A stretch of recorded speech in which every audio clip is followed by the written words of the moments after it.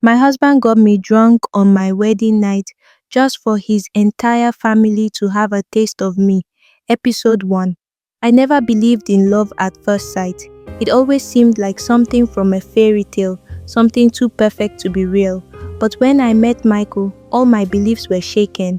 The first time I saw him, he stood across the room at a mutual friend's party, his eyes meeting mine for the briefest moment. It felt like time had stopped. His smile was warm, charming, and made me feel like I was the only person in the room. I was instantly drawn to him. There was something about him, a charisma that seemed effortless, a kindness in his eyes that made me feel safe. We started talking, and soon I was wrapped up in his world. Everything he did felt perfect. We spent hours talking, laughing, and getting to know one another. Before I knew it, I was in love. After a few months of dating, Michael asked me to marry him. The proposal was magical. He took me to a beautiful spot overlooking the ocean and under the stars asked me to be his forever. I didn't even hesitate. I said yes, knowing that I had found the one person I wanted to spend the rest of my life with. The wedding was a dream come true. The venue was grand, filled with flowers, music, and laughter. My dress was perfect, the guests were happy, and everything seemed to be falling into place. Michael's family, who I had just met a few weeks earlier, was warm and welcoming. His father, a well-respected man, made me feel like I was already part of the family. His siblings were kind, and his cousins, although somewhat distant, had a certain charm. As the night went on, I couldn't have felt more blessed. This was my fairy tale. This was my beginning. After the reception, Michael and I finally left for our honeymoon. We arrived at his family's estate, a large mansion tucked away in the hills. It looked beautiful, almost too perfect, like something out of a Gothic novel. The house was quiet, except for the faint creaking of the wooden floors as we walked through the long, echoing hallways. The walls seemed to whisper with history, secrets that hadn't been told in years. That night, after we retired to our bedroom, something changed. It was subtle at first, almost unnoticeable. Michael was still the man I had fallen in love with, kind and attentive, but there was something in his eyes, a shadow that I couldn't quite place. As we lay in bed, he looked at me for a long moment, his gaze heavy. "You're beautiful," he whispered. "Thank you," I replied, but his words didn't sound like a compliment anymore. They felt calculated, as if he were sizing me up. Then he suggested that we have a drink to celebrate. I had never been much of a drinker, but Michael insisted, "Just one drink to help you relax. You deserve it." I agreed, thinking it would be a nice way to unwind after such a busy day. He poured a glass of wine and handed it to me, urging me to take a sip. The wine was sweet, comforting. I felt my tension begin to ease as I drank, but soon my head started to feel heavy. "Michael, I feel strange," I murmured, my words slurring as I began to lose control of my thoughts. Michael smiled softly, almost as if he were waiting for me to slip away into sleep. "Just relax, Clara. Everything is fine." But the words felt wrong, as if they were rehearsed, as if he was hiding something behind that smile. I struggled to stay awake, but my vision blurred. My mind began to sink into a fog, and the last thing I remember was Michael's hand gently pushing me back onto the bed. "Sleep, my love. Sleep, and let everything be fine." When I woke up, the world felt different. My head pounded. My body was sore in places I couldn't explain. I glanced around confused. The room was dark, but sunlight was beginning to spill through the curtains. Michael was asleep beside me, his breathing steady. I sat up, my stomach turning. "What happened last night?" I whispered to myself. My body felt wrong, like something had happened that I couldn't remember. I shook my head, trying to focus, but my thoughts were scattered. I stood up carefully, trying to steady myself, but my legs felt weak. I stumbled into the bathroom, looking at myself in the mirror. My reflection was blurry, my eyes bloodshot. I barely recognized the woman staring back at me. "Clara, what happened to you?" I muttered, trying to calm the storm in my mind. I could hear Michael moving in the bedroom behind me. I hurriedly dressed, hoping to put whatever had happened out of my mind. I returned to the room to find him awake, smiling as though everything was fine. "Good morning, my love," he said softly. "Did you sleep well?" I nodded, though I wasn't sure if I had. Something in his voice didn't sit right with me. There was an edge to it, something too smooth, too perfect. I wanted to ask him what had happened, to demand answers, but I couldn't find the words. His eyes held mine, as though daring me to question him. I swallowed my doubts and forced a smile. "I'm fine," I said, but even as the words left my mouth, I knew I was lying. The days that followed felt like a blur. Michael was more loving than ever, but I couldn't shake the feeling that something was wrong. His family too began to unsettle me. His father, who I had admired at the wedding, now looked at me strangely. His eyes were intense, piercing, as though he could see through me. His siblings acted distant, watching me from the corners of the room, never quite speaking directly to me, but always there, observing. The mansion felt colder with each passing day. I started to notice things that hadn't been apparent before, the way the curtains never seemed to move, even when the wind blew outside, the way the clocks always seemed to be a few minutes behind. Every room felt like it was hiding something dark and ancient. One evening, I decided to confront Michael about everything. "Michael, I can't ignore it anymore," I said, my voice trembling. "Your family, there's something wrong with them. They watch me. They stare at me in ways that make me feel uncomfortable." Michael just smiled, his gaze never leaving mine.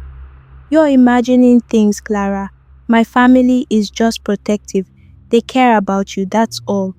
But there was something in his voice, something in the way he said those words that didn't reassure me.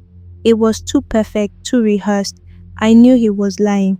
That night, after Michael had gone to bed, I couldn't sleep. The house was eerily quiet, too quiet, and the weight of everything was pressing down on me. I needed answers. I decided to investigate.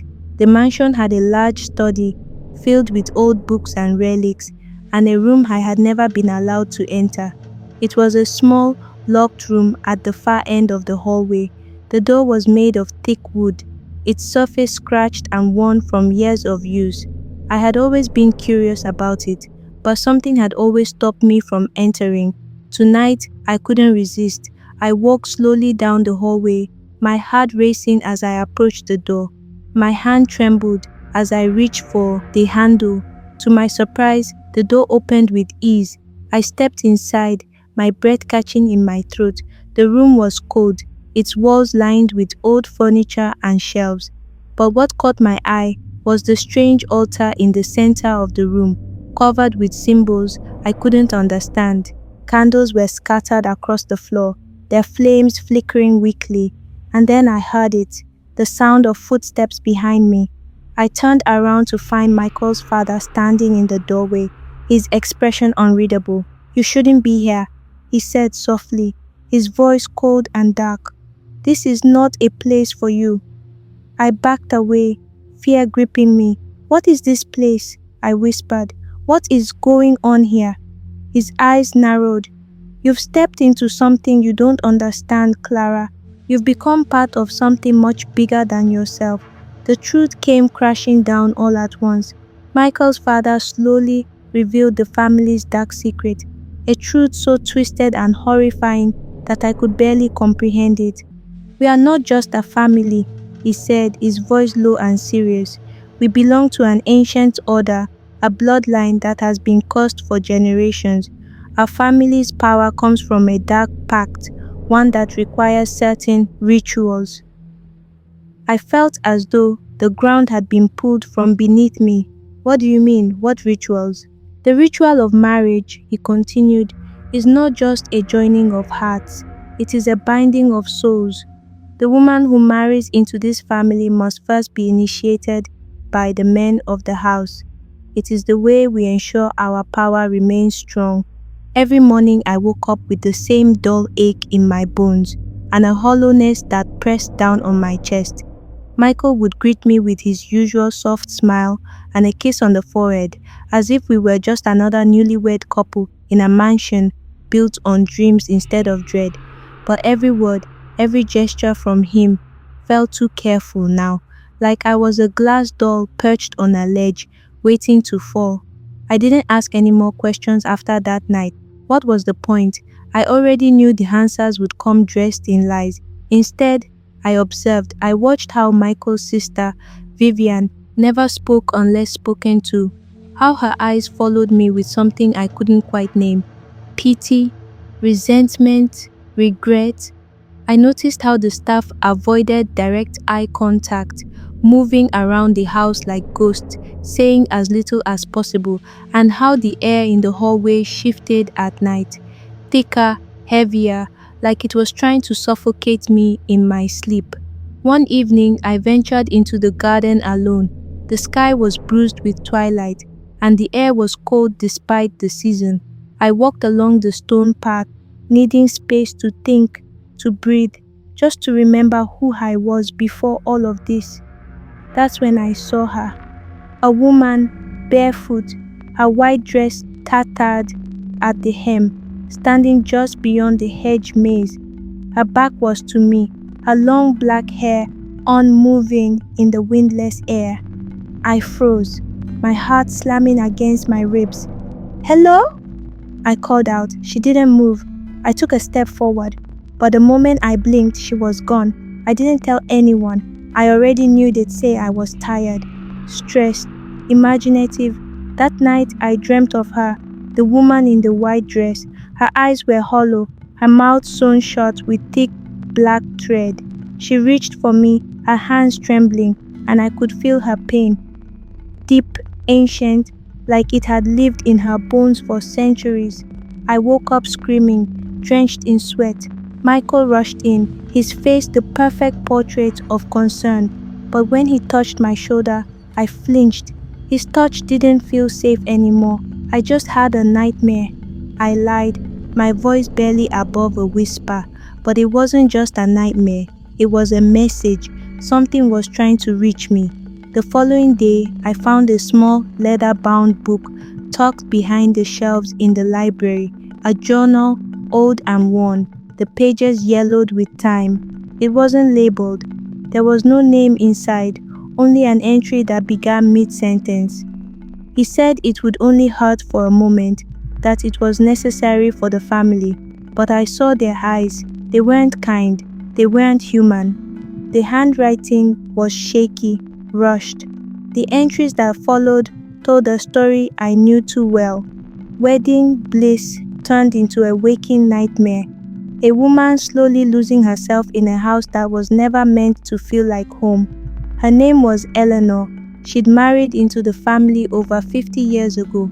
And then, nothing. The journal stopped abruptly. No ending. Just a final sentence that chilled my blood. "They'll come for me tonight. If anyone reads this, run. Don't become one of them." I closed the journal with trembling hands and pressed it to my chest. Eleanor was real, and so was whatever had happened to her.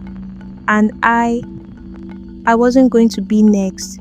Follow the stories beyond and get ready for episode 2.